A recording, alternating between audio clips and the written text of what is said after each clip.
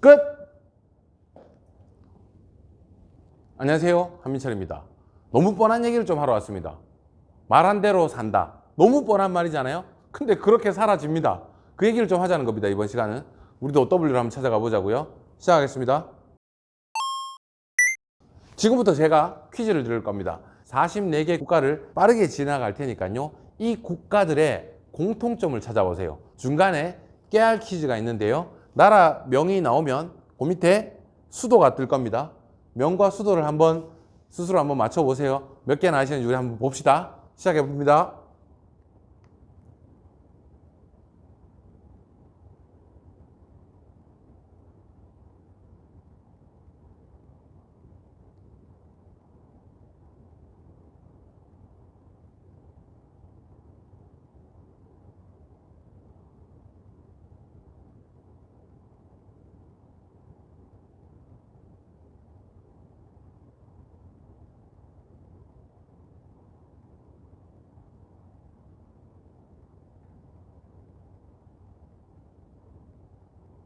자, 오디오가 꺼져서 잠깐 놀라셨죠? 제가 말을 섞으면 시간이 너무 길어질 것 같아서 확 앞당겼습니다. 혹시 이 중에 한 절반을 맞췄을까요?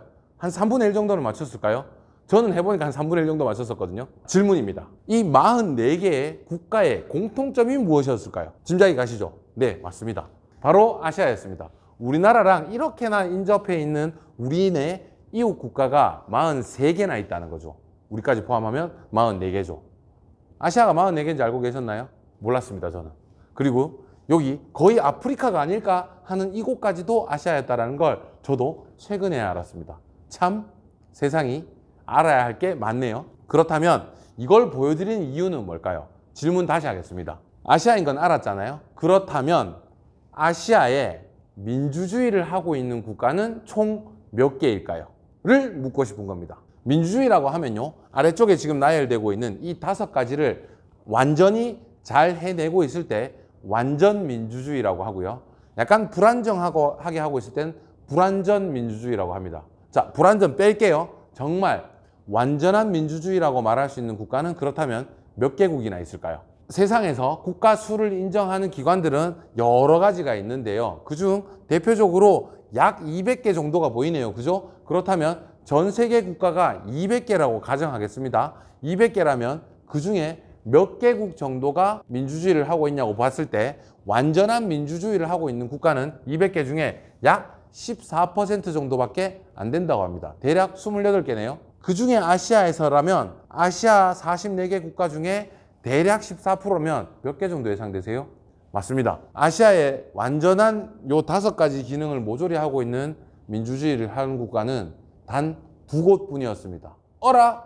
아시아에 민주주의 많거든요. 네, 맞아요. 많습니다. 많은데요. 그 중에 완전 민주주의라고 말할 수 있는 건 이 2개 국가밖에 없습니다. 전 사실요, 이걸 알게 되고 엄청나게 충격이었습니다.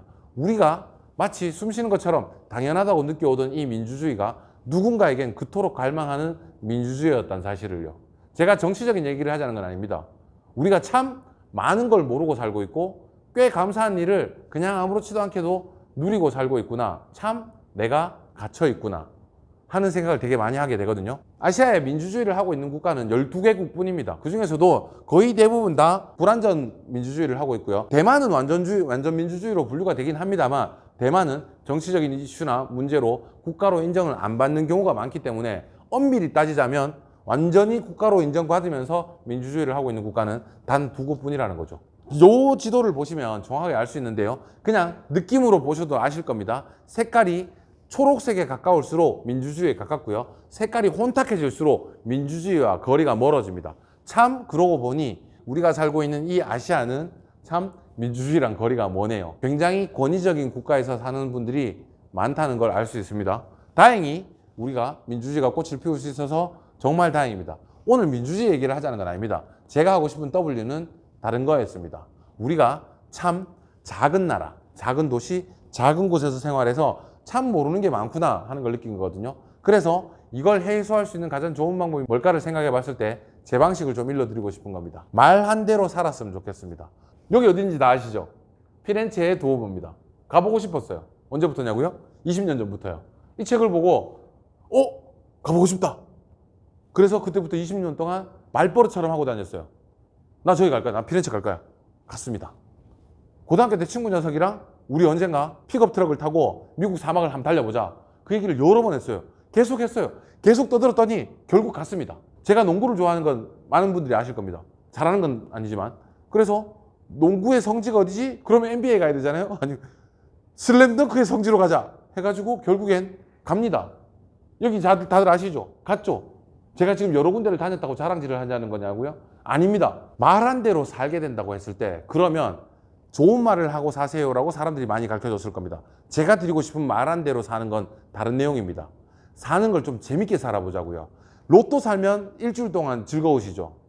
20살 무렵에 친구야 우리 나중에 40살 되거들랑 어디서 우리 다시 만나자. 이런 허무맹랑한 약속들을 마구마구 하고 다니세요. 지금부터.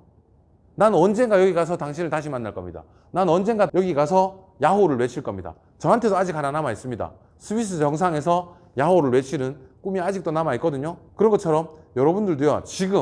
지금 나이에 안 늦었습니다. 지금 여러분들께서 몇 살이 되었든 늦지 않았습니다. 지금 20년 후를 약속하고 10년 후를 누군가와 약속해 보세요. 허무맹랑하게. 우리 언제 런던 어디선가 커피 한잔 마시지 않을래? 이런 약속을 그냥 뜻없이 툭 던지고는 친구들과 만날 때마다 가끔 입버릇처럼 해보세요. 결국 이루어질 겁니다. 이루어져서 좋은 거냐고요? 아니죠.